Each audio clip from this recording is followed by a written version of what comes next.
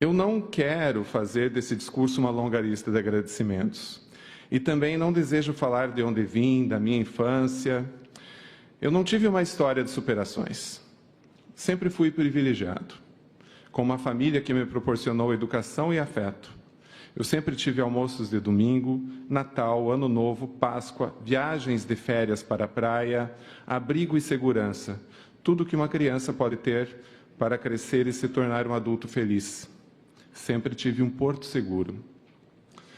Mas quem sabe eu posso apenas lembrar de uma pequena história, mas já então, quando eu era um jovem adulto.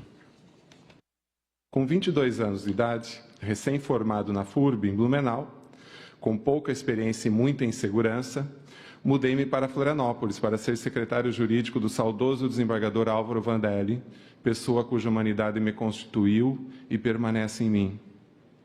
Mas as dificuldades eram muitas. Como disse, eu tinha 22 anos e eu não sabia das coisas da vida. Então, telefonei para casa, para Porto União, minha linda terra natal, pujante cidade do norte do estado, palco histórico da Guerra do Contestado e cujos acontecimentos são tão incríveis quanto a Macondo, de Gabriel Garcia Marques. O telefone tocou e minha mãe atendeu, com seu sotaque característico de filha de alemães de Stuttgart e Munique. Falei para ela que não estava aguentando, que retornaria para casa e lá seguiria meu caminho. Minha mãe, do alto de sua autoridade, respondeu: "Você não voltará. Ficará e enfrentará tudo. A vida é assim, e foi você que escolheu essa estrada. Pare de se lamentar, fique e enfrente." Desliguei o telefone e, resignado, fiquei e enfrentei. O que eu quero dizer é que, se hoje eu estou aqui, é porque muitos mesmo, meus falecidos pais, meus irmãos, cunhados, sobrinhos, minha família toda, meus amigos, queridos amigos, minha competente equipe de assessores, todos vocês me carregaram, ainda me carregam, vocês me aceitaram nas suas vidas. Então, meu muito obrigado. E já que retomei o caminho dos agradecimentos, a vida é feita de agradecimentos, aqui desejo fazer mais um a você, Lucas Fazolo, meu noivo, meu amor. Você é o brilho e a beleza de meus dias, é a felicidade que me embala. É a prova de que não somos amados porque somos bons. A verdade é que somos bons porque somos amados. E que sorte foi te encontrar. E agora sim...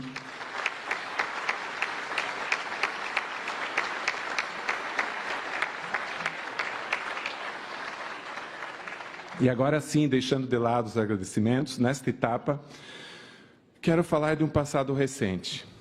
E sobre isso matutei bastante se eu falaria ou não. E eu resolvi que sim, que tenho o dever de falar. O Brasil se redescobriu com a Constituição de 88. Mas, parafraseando Walter Salles, diretor do premiado filme Ainda Estou Aqui, que trouxe a história do sequestro e assassinato de Rubens Paiva pela ditadura militar e os reflexos que esse hediondo crime trouxe para sua família, nós temos flertado novamente com o fascismo. Há valentões por todos os cantos, querendo governar o mundo e, por consequência, a justiça. Pessoas que não aceitam projetos de vida coletiva, com melhor distribuição de renda, com direitos iguais, pessoas machistas, racistas, colonialistas, pessoas preconceituosas, homofóbicas e recalcadas, pessoas que disseminam ódio e idolatram a guerra, a ditadura militar, que desejam retroceder ao pré-iluminismo. E por isso é que devemos sempre estar alertas e sempre ocupar os espaços em prol da democracia. E nesse ponto, como disse Walter Benjamin, é importante contar a história sob a perspectiva dos vencidos, pois senão os vencedores continuarão vencendo. Pois bem, contarei a história de alguém que foi vencido, para que os valores morais, a dignidade e a honradez que ele sempre defendeu, fortaleçam-se como pilares sociais e cívicos e, quem sabe, um dia vençam. Era uma vez um juiz de direito que trabalhava com aprisionados. Ele executava suas penas de miseráveis, maltrapilhos e maltratados. Seres humanos condenados por crimes, mas que antes de tudo tinham sido condenados pela pobreza e injustiça social. O juiz, desde o início, se dispôs a fazer diferente.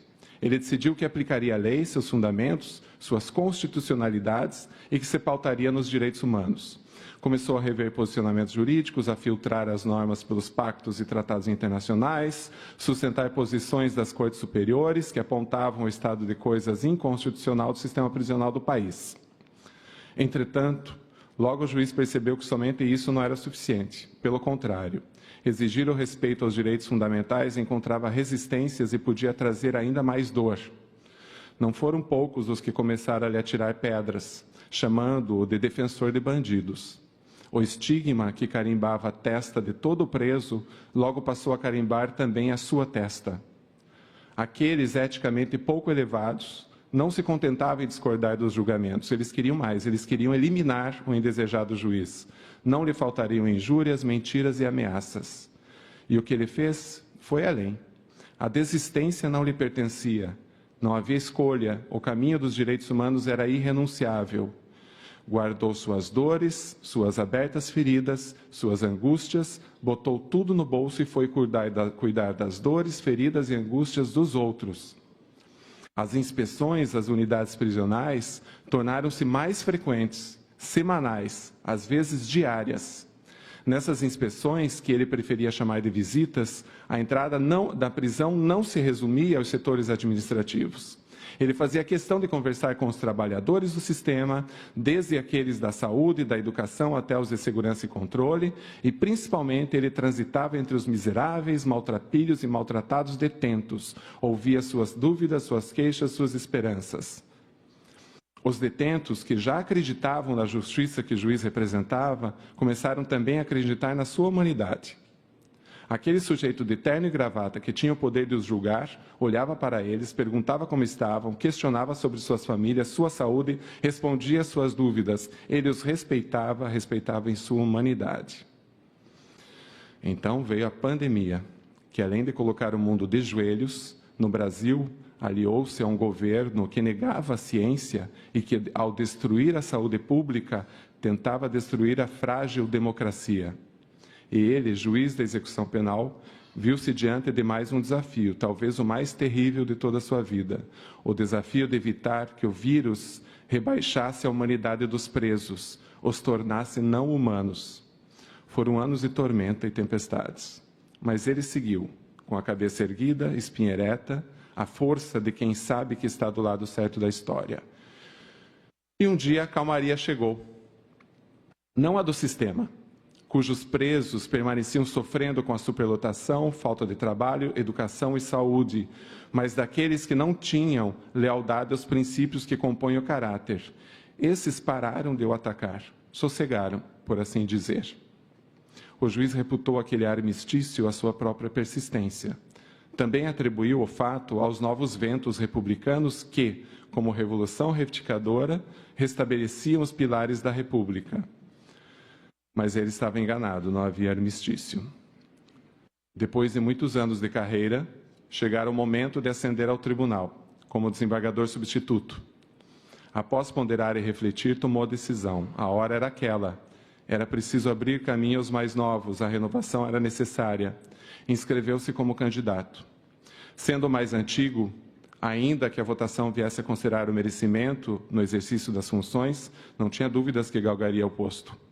E começou a preparar a todos sobre sua saída da vara de execuções penais. Conversou com os mais diversos setores, desde advogados, policiais penais, policiais militares, policiais civis, conselheiros do Conselho do Carcerário, defensores públicos, promotores de justiça, servidores, colegas, até chegar principalmente nos presos. Sua saída das funções não poderia ser de surpresa. Isso geraria abalos estruturais. Segurança pública se fazia com confiança pública e era importante deixar tudo bem transparente, bem pontuado. Eis que na data marcada, o juiz não foi aceito. Por uma apertada maioria de votos, ele não foi considerado merecedor. Os motivos, esses não foram declarados. A recusa foi seca, insípida, mas era evidente que se devia à sua postura ética e humanista. Nova tempestade o atingiu. Ele sentiu vergonha. Vergonha perante sua equipe, seus assessores, que tanto nutriam os sentimentos românticos sobre a justiça, vergonha por ficar abalado por algo que não se comparava à tristeza e ao sofrimento da insegurança alimentar de milhões de brasileiros, vergonha por não ter previsto com mais concretude que aquele golpe extremamente injusto tinha data marcada para acontecer. E outra vez ele teria que se recompor, levantar-se e seguir seu caminho. Sem se altear como paradigma dos direitos humanos, o juiz conhecia a história das grandes personalidades que lutaram pelas causas sociais, pela igualdade de oportunidades, sujeitos alçados à condição de luz do horizonte ético e humano.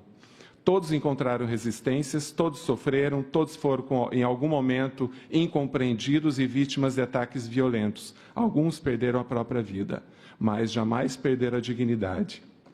Em 1925, Charles Chaplin avaliou que a grande questão do personagem, o vagabundo, é que não importava o quanto ele podia estar por baixo, não importava o quanto os chacais tivessem conseguido acabar com ele ainda era um homem com dignidade. Lembrando dessa lição, o juiz concluiu que a sua felicidade, como categoria ética de dignidade, jamais seria nocauteada. Feliz daquele que é acusado de defender os direitos humanos, de tutelar os valores mais elevados, tendo a Constituição como seu escudo. Esse era o fio de Ariadne que o conduzira até ali, e seria por ele que novamente se ergueria e se colocaria no eixo. Lembrando Rainer Maria Rilke, era preciso deixar tudo lhe acontecer, beleza e terror, apenas seguir, porque nenhum sentimento era eterno.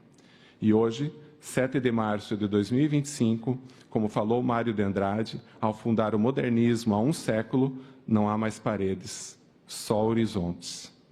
Reza a lenda que Luís XIV, o Rei Sol, certa vez assim disse ao filho: sempre olhe para o futuro, é onde os obstáculos e inimigos o aguardam, mas você não pode encarar o futuro até conquistar o passado, e então você estará livre. Eu conquistei meu passado e hoje encaro o futuro. Eu estou livre. Muito obrigado.